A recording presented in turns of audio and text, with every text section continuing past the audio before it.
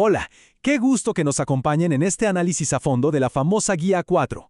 Explorar los conceptos que sostienen a nuestras sociedades modernas, como el estado de bienestar y las democracias liberales, es genuinamente fascinante. Nuestro objetivo hoy es entender cómo se construye una sociedad equitativa y cómo funciona realmente el engranaje detrás de las leyes. Así que, sin más rodeos, metámonos de lleno en esto. Nuestra ruta de hoy tiene 4 paradas. 1. La base del cuidado. 2. El catalizador del cambio. 3. El marco estructural. Y 4. La sociedad viva. Sección 1. La base del cuidado.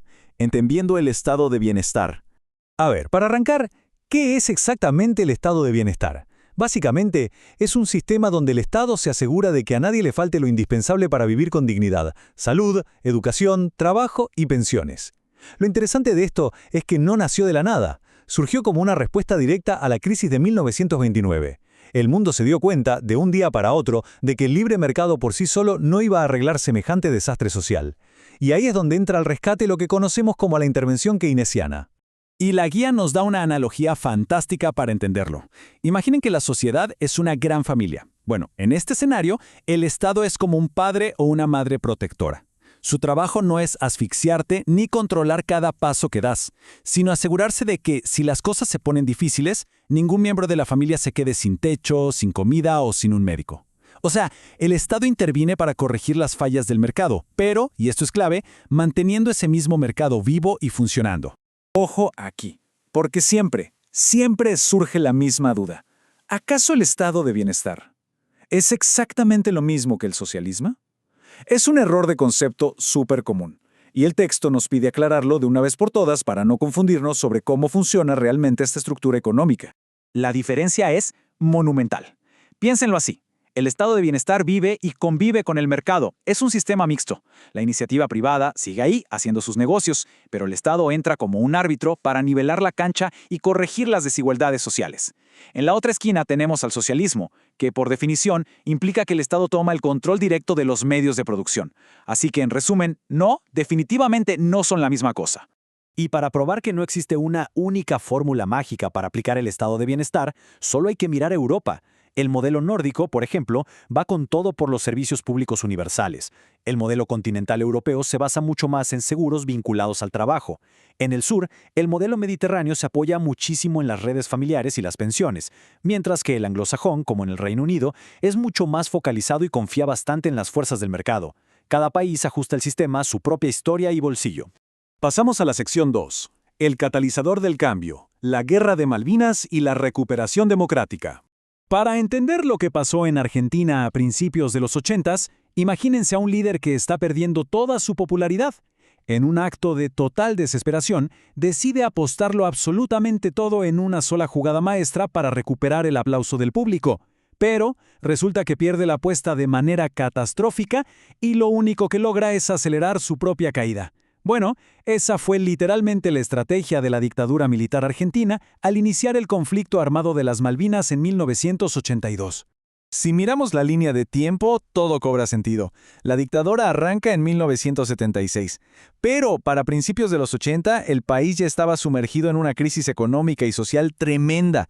Hay un mito común de que la guerra de 1982 fue la única causa de la vuelta a la democracia. En realidad, la derrota militar no inició la crisis, sino que actuó como un acelerador gigantesco de un colapso que ya era inevitable, y eso finalmente impulsó el rápido retorno a la democracia en 1983. Vamos a nuestra tercera sección, el marco estructural, el Estado de Derecho y las instituciones chilenas. Entonces, ¿qué significa realmente vivir en un Estado de Derecho? En palabras súper sencillas, es un sistema donde nadie, absolutamente nadie, está por encima de la ley, ni siquiera los que nos gobiernan. Es como un colegio donde las reglas aplican por igual para los alumnos, los profesores y la directora. Si tenemos elecciones, pero las autoridades no respetan las reglas, entonces el Estado de Derecho simplemente no existe. Me encanta cómo la Guía 4 ilustra esto de manera tan visual. Nos dice que el Estado de Derecho es como una casa bien construida. Los cimientos, esa base de concreto sólido, son la Constitución. Las columnas que mantienen la casa de pie son la división de poderes. Las leyes vendrían a ser las paredes que organizan y separan los cuartos. Y finalmente, los derechos fundamentales son las ventanas que dejan entrar la luz y el aire fresco. Una metáfora arquitectónica perfecta. Ahora, aterrizando esa casa a la realidad de las instituciones democráticas chilenas, las columnas están clarísimas. Tenemos el Poder Ejecutivo, operando bajo un sistema presidencial, el Poder Legislativo, que es un Congreso bicameral con su Cámara de Diputados y el Senado, y un Poder Judicial 100% independiente. Todo este edificio está resguardado por el Tribunal Constitucional y, por supuesto, se renueva constantemente mediante elecciones libres. En el fondo, todo este sistema funciona como una balanza súper precisa. Hay un mito inmenso de que en un régimen presidencial el líder tiene poder absoluto para hacer lo que le dé la gana. Falso. La realidad es otra. El Ejecutivo propone, el Congreso es el que aprueba o rechaza, y el Poder Judicial vigila con lupa que todo sea legal. Es un mecanismo de pesos y contrapesos diseñado meticulosamente para evitar abusos de poder y concentración de autoridad. Y así llegamos a nuestra cuarta y última sección, la sociedad viva, participación ciudadana y derechos humanos. Aquí viene una pregunta seria. ¿Creen que ir a depositar un voto en una urna cada 4 años es la única manera de participar en una democracia? A veces sentimos que ahí acaba nuestro deber cívico, ¿verdad? Pero la guía nos advierte que pensar así es tener una visión extremadamente limitada de nuestro rol como ciudadanos. La verdad es que el menú de opciones para involucrarnos es enorme. ONGs, plebiscitos, audiencias públicas o hasta el uso inteligente de las redes sociales para impulsar un movimiento social. Y lo más genial de todo es que demuestra que los jóvenes no tienen que sentarse a esperar cumplir la mayoría de edad para hacer ruido. Los centros de estudiantes y los voluntariados juveniles son el motor del día a día en una democracia verdaderamente sana. Y aquí el texto nos regala otra joya, la metáfora de la sinfonía. Imaginen que la democracia es una tremenda orquesta sinfónica. Si eres músico, no puedes pretender aparecer solo el día del gran concierto, que vendrían a ser las elecciones, y esperar que todo suene bien. Para que la sinfonía sea un éxito, tienes que ensayar, mantenerte informado leyendo la partitura y colaborar con tus compañeros todos los días de la semana.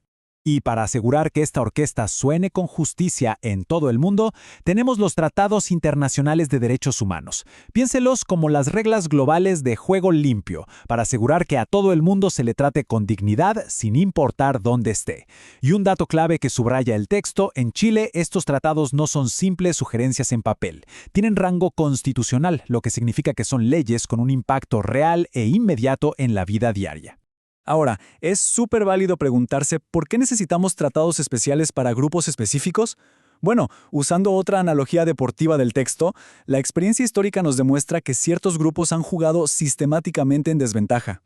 Así que, a veces, necesitas reglas especiales para proteger a ciertos jugadores y asegurarte de que la cancha esté realmente nivelada. Solo así, todos pueden salir a competir y desarrollarse en genuina igualdad de condiciones. Para ir cerrando este análisis de la Guía 4, les dejo esta reflexión, algo para que se queden pensando. Si existiera una sola autoridad con el poder absoluto para inventar la ley, aplicarla y además juzgar si se cumplió, ¿cómo podríamos defendernos verdaderamente y proteger nuestros derechos cotidianos ante un abuso? Pensar en esto nos hace darnos cuenta del inmenso valor de la división de poderes y de por qué nuestra participación constante importa tanto. Nunca dejen de cuestionar su entorno. Nos escuchamos en la próxima.